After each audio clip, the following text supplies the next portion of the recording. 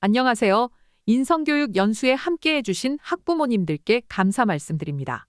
지금부터 가정에서의 인성교육 이렇게 실천해 주세요. 연수를 시작하겠습니다. 본 연수에서는 인성교육의 필요성을 알아본 후 이를 반영한 경기미래교육 인재상과 경기인성교육 정책을 살펴보겠습니다. 그리고 오늘날 우리 아이들의 인성을 돌아보고 우리 아이들의 인성을 함양하기 위한 방법을 몇 가지 안내해드리는 순서로 진행하겠습니다. 오늘날 인성교육이 더욱 중요해지는 이유는 무엇일까요? 미래 사회는 인공지능과 공존해야 하는 시대입니다. 앞으로 인공지능이 많은 일자리를 대체하고 최첨단의 기술이 우리의 생활을 더 편리하게 해줄 것입니다. 인공지능이 인간이 하던 일들을 대체하는 상황에서 우리 인간이 가질 수 있는 차별성은 어떤 것이 있을까요? 그것은 바로 인공지능이 지닐 수 없는 인간다움 즉 인성입니다. 인성교육은 학교에서만 이루어져서는 효과를 보기 어려운 영역이고 무엇보다도 가정에서의 연계가 중요하다고 이야기하고 있습니다. 학부모님들 혹시 필립스 엑시터 스쿨이라고 들어보셨나요? 페이스북의 창업자 마크 저커버그, 미국 대통령 프랭클린 피어스, 다빈치 코드의 작가 댄 브라운 등 미국의 유명 인사들을 배출한 명문 사립 학교입니다. 이 학교의 설립자 존 필립스는 교육에 있어 무엇보다 인성 함양의 중요성을 강조하며 지식이 없는 선함은 약하고 선함이 없는 지식은 위험하다라는 설립 이념을 남겼습니다. 논 12, 자신만을 위하지 말라는 의미의 라틴어가 이 학교의 교육 이념을 가장 잘 표현하고 있는 말입니다. 이 학교의 아이비리그 진학률은 30%에 달하고 있습니다. 이런 점에서 보면 인성과 학업은 별개의 문제가 아닙니다. 우리나라의 대학에서도 이러한 인성의 중요성을 인식하면서 학생을 선발하는 제도인 학생부종합 전형의 중요한 평가 요소로 공동체 역량을 포함시키고 있습니다. 학생들이 협력, 존중, 배려, 책임 등의 가치를 실천하고 있는지를 평가하겠다는 의도입니다. 경기미래교육은 급변하는 미래 사회에 필요한 인재를 육성하기 위해 인성과 역량을 갖춘 미래인재 양성을 교육의 목표로 하고 있습니다. 인성이란 개인의 도덕적 선을 바탕으로 타인을 존중하고 배려하며 함께 협력하고 책임지는 공동체성에 기반한 것입니다. 어떤 프로젝트를 할 때 혼자서만 잘하는 것이 아니라 짝과 함께 혹은 모둠으로 혹은 분단으로 혹은 학급으로 함께 소통하고 배려하고 존중하며 협력해서 해내는 것입니다.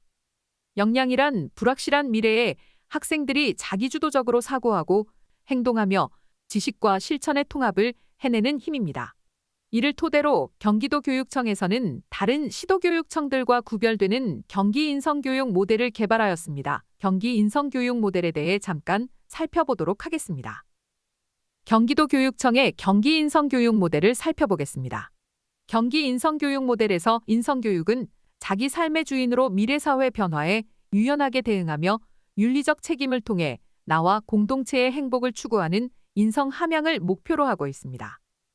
인성교육하면 대부분의 학부모님께서 학창시절에 배워왔던 인성교육진흥법에 의거한 효도와 예절, 협동, 정직 등 8대 핵심 가치 덕목들을 떠올리실 텐데요. 경기도교육청에서는 경기인성교육 모델로 미래인재가 꼭 갖추어야 할 다차원적 인성을 크게 4가지 범주로 나누었습니다. 예와, 효, 정직, 감사, 정의, 지혜를 포함하는 도덕적 인성, 존중과 배려, 협력, 책임을 키워드로 공동체의식, 소통 능력 등을 포함하는 공동체적 인성, 자기규제와 낙관주의, 회복탄력성, 인내와 끈기, 용기를 포함하는 수행적 인성, 메타인지, 창의성과 신중함, 비판적 사고, 호기심을 포함하는 지적 인성입니다. 인성을 지식과 기능으로 도덕적 가치 덕목에 국한하지 않고 직접 알아가고 더불어 실천하고 경험하는 교육을 통해 갖추도록 다차원적 인성으로 범주화한 것입니다. 사인성 범주는 상호보완 관계를 유지할 때 효과성과 실효성이 담보될 수 있습니다. 이러한 인성교육 모델을 바탕으로 경기도교육청은 처방에서 예방으로 모두가 함께하는 인성교육을 강조하고 있습니다. 그 중에서도 2024학년도는 가정연계 인성교육 강화를 중점으로 두고 있습니다. 학생들이 사회 구성원으로 올바르게 성장하기 위해서는 해야 할 것, 하지 말아야 할 것 등의 한계를 명확하게 하는 원칙 있는 교육이 필요하고 이는 학교에서만이 아닌 가정에서도 함께 이루어져야 합니다. 이러한 인성교육의 기본 틀 안에서 가정과의 연계를 통해 인성교육의 기능을 회복하고자 하는 것이 오늘 이 연수의 가장 큰 목적입니다. 얼마 전 조사에서 대입 전형을 치를 때 가장 중요한 요소 1위가 인성이라는 응답이 가장 높게 나왔습니다. 또한 2026학년도 대입부터는 모든 전형에서 학교 폭력 조치 사항을 반영하는 만큼 절반에 가까운 응답자가 교육 현장에서 지금보다 더 강화돼야 할 교육 내용으로 인성교육을 꼽았습니다. 학생들이 친구, 선생님과의 관계 속에서 성장하고 함께 살아가는 법을 배울 수 있도록 우리 모두가 노력해야 할 것입니다. 우리 아이들의 인성에 가장 크게 영향을 미치는 것이 무엇일까요? 바로 학업 스트레스입니다. 한 교복 브랜드가 학업 스트레스 실태조사를 주제로 설문조사를 실시한 결과 중고생의 약 60%가 학업 스트레스를 심각하게 느끼고 있다고 응답했는데요. 학업 스트레스 원인에 대해서는 화면에 보시는 것처럼 고등학생 34.5%는 부모님 기대 및 주위의 시선으로 인해 압박감을 크게 받는 것으로 드러났습니다. 이외에도 성적에 대한 압박감, 부족한 수면, 과도한 학습량, 동급생과의 경쟁이 학업 스트레스의 이유로 꼽혔습니다.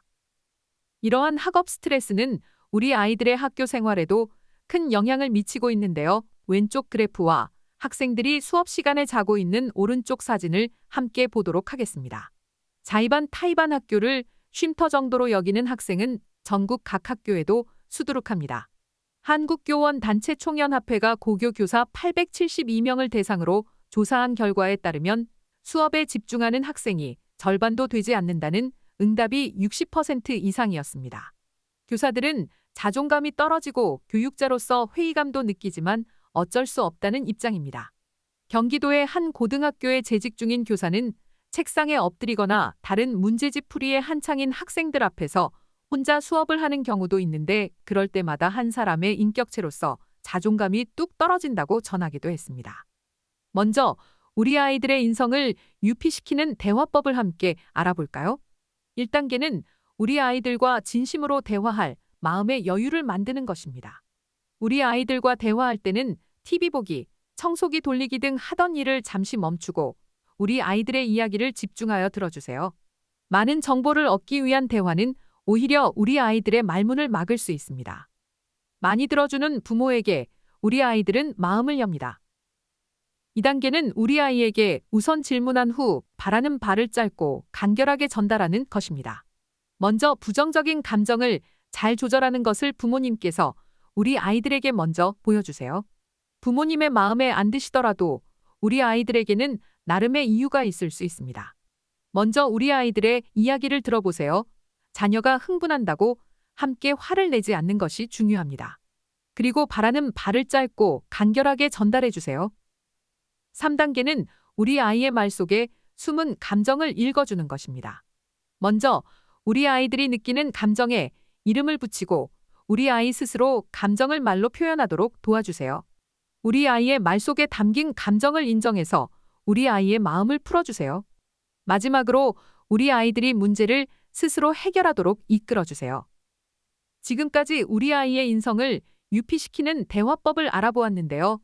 이 대화법을 실천하려고 해도 왠지 우리 아이들과 대화를 나누는 것이 어색하다고 생각하시는 부모님도 계실 것 같습니다. 그래서 대화법의 효과를 높이는 비결로 우리 아이들과 추억을 함께 나누고 말할 거리를 많이 만드시기를 추천드립니다.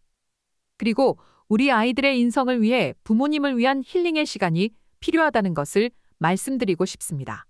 부모님께서 우리 아이들에게 따뜻한 말 한마디를 해주실 수 있는 여유를 갖는 것이 우리 아이들이 가정에서 인성을 함양할 수 있는 원천이기 때문입니다. 우리 아이들 각각이 잠재력을 가지고 있지만 우리 아이들의 미래를 항상 낙관적으로만 보기가 어려울 수 있을 것입니다. 어렵지만 한 걸음 물러서서 자녀의 삶과 행복을 바라보는 자세를 가진다면 양육 스트레스를 조금이나마 줄일 수 있지 않을까 싶습니다. 부모님께서 혼자만의 시간을 가지고 좋아하는 취미 활동을 통해 소진된 에너지를 회복하는 것도 좋습니다. 주변의 같은 어려움과 관심을 가진 주양육자들과 정기적인 만남을 통해서 의견을 나누며 힘든 부분을 이야기 나누는 것이 도움이 될 수 있습니다. 마지막으로 학부모님들께서 가정에서 자녀 인성교육을 할 때 참고하실 콘텐츠를 소개해드리겠습니다. 인성교육 관련 많은 정보와 강좌가 있으니 활용해 보시길 바랍니다. 학교에서도 부모님과 함께 우리 아이들의 인성 함양을 위해 노력하겠습니다. 많은 관심 부탁드립니다. 자녀의 가장 좋은 선생님은 부모님이라는 말이 있죠. 여기 계신 부모님께서는 우리 아이들의 첫 번째 교사이자 롤모델이십니다. 부모님께서 바른 인성을 바탕으로 우리 아이들에게 올바른 가치관을 심어주기 위해 노력해 주신다면 우리 아이들은 건강한 인성을 갖춘 사람으로 성장할 수 있을 것이라고 믿습니다. 학교에서도 부모님과 함께 우리 아이들의 인성 함양을 위해 노력하겠습니다. 함께 해주실 것이라 믿고 많은 관심과 협조 부탁드립니다. 감사합니다.